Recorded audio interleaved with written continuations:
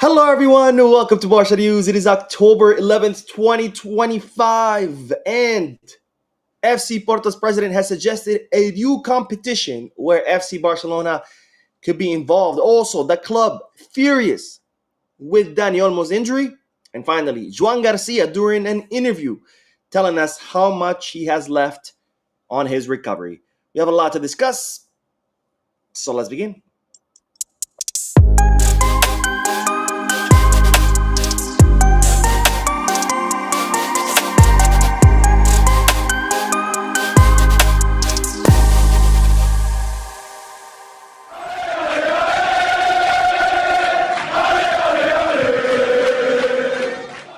Hello, everyone, and welcome to the channel. My name is Boo, and as I informed you on Thursday, I'm currently out of town. This is why I'm in this weird hotel room. But as always, when I travel, I take my camera with me. I do short live stream to keep you up to date on all Barcelona news. This is not a podcast. I won't be reading the comment section. This is, again, just to give you all Barcelona news, short, sweet, straight to the point.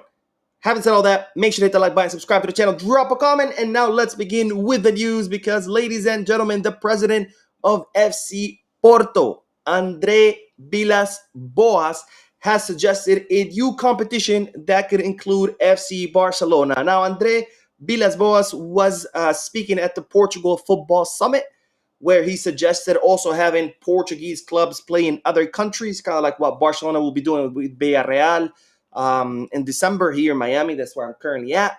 Also, we have the Serie A. I think it's Como AC Milan. They're going to be playing in Australia. So he suggested that, but that, of course, does not involve Barcelona. The other topic that he discussed was suggesting an Iberian Super Cup.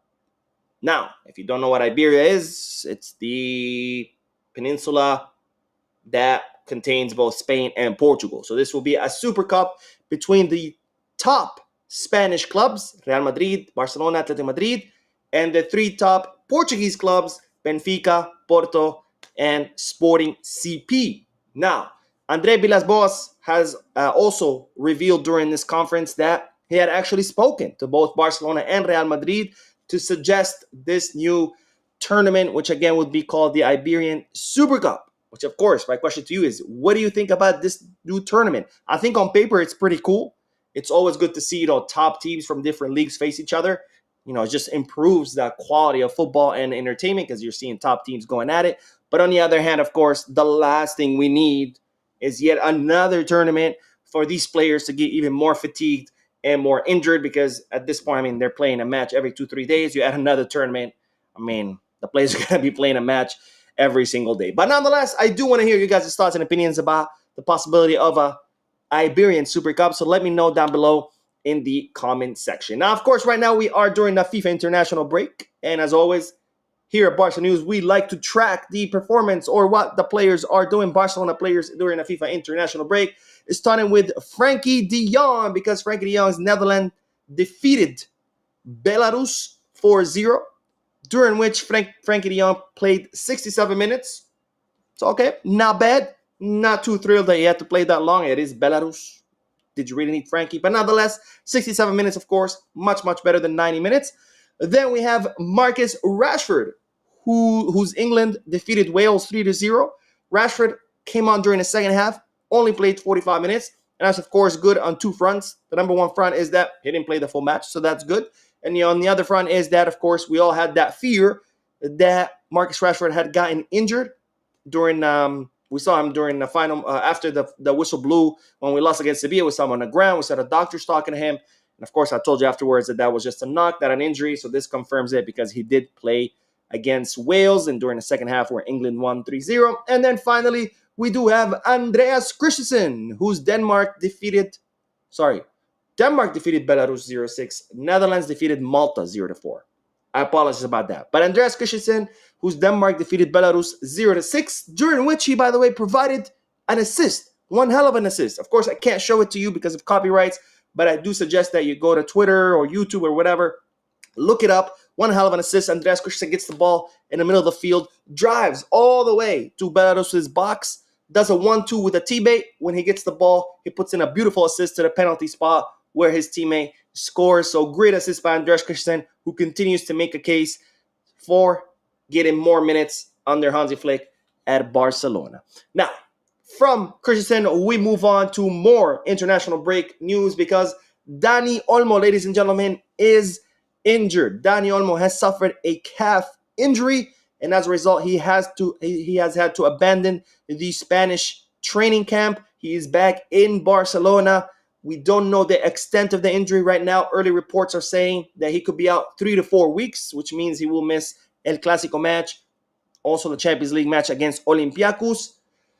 But these are early reports. The day after tomorrow, Monday, Dani Olmo will undergo medical exams at Barcelona, and those exams will tell us the extent of the injury. So on Monday, we'll have better idea on what is the extent of Dani Olmo's injury. Again, for now, early reports saying 3 to 4 weeks, but we won't know for sure until Monday's tests are conducted. Now, Barcelona are absolutely furious with the Dani Olmo injury. Why? Because when Dani Olmo arrived in the Spanish training camp, Barcelona sent with him a detailed medical report letting know the Spanish team that Olmo was arriving with muscle discomfort and also with fatigue. And what did the Spanish national team do? They kept him. Now, why this has angered Barcelona? Because on the other hand, we had Real Madrid's Dean Huijsen. He too arrived at the Spanish training camp with the same report, same detailed report saying that the player had fatigue, had discomfort, to be careful with him.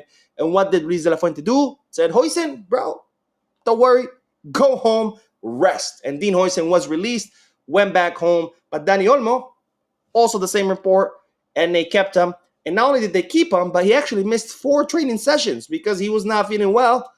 And yet they still kept him. And then he trained during the 5th training session, and that's when Dani Olmo got injured. So once again, Luis de la Fuente being completely irresponsible with his players, being a piece of you-know-what, because he did the same thing with Lamine Yamal, knowing that Lamine Yamal was not feeling well. He forced him to play 2 matches. He ended up being injured. Now he's re-injured, the same part.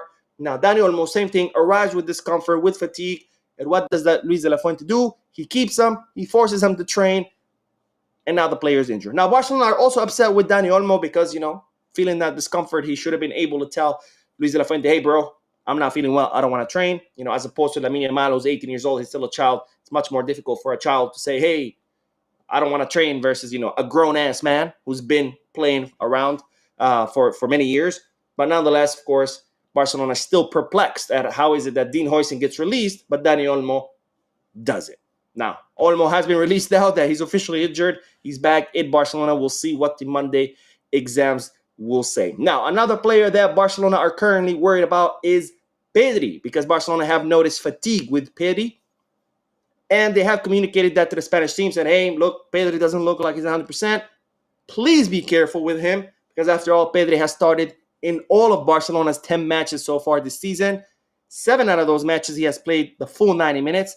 The other 3, he was subbed out, but he was subbed out after the 75th minute. So Barcelona have noticed fatigued. They communicated that to the Royal Spanish Football Federation.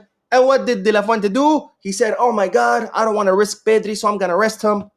Yeah, right. Psych. He's actually playing right now against Georgia. He's actually started. Hopefully Pedri does not get injured. Hopefully Pedri can return to us healthy. But again, Luis de la Fuente proving time and time again that he is one big piece of you-know-what. Now, speaking of injuries, let's end this video with an update in regards to Joan Garcia, our goalkeeper, because he was attending a basketball match, an FC Barcelona basketball match, and during the match, a reporter approached him, was asking him, hey, how you doing, blah, blah, blah, blah. And one thing she asked him is like, hey, how's your knee? And he said, well, I have a month left. So that's an official update from Joan Garcia. This is not speculation. This is not people try to estimate how Joan Garcia is out. This is directly from the mouth of the player saying that he has 1 month left, which on one hand, that of course is great news because it means he will be back sooner rather than later after that surgery on his knee that he had to undergo. On the other hand, it's bad news because 1 month out means he will be missing a Clásico match. But of course, his health, his career, much more important than just one match. So I wish Joan Garcia a speedy recovery and may he return stronger than before. Anyways, that is all the news for this video. I will be going live 2 more times because there's so much more news to cover. So stay around, stay tuned to the channel. Don't forget to like, subscribe to the channel, drop a comment. And as always, Viscarsa.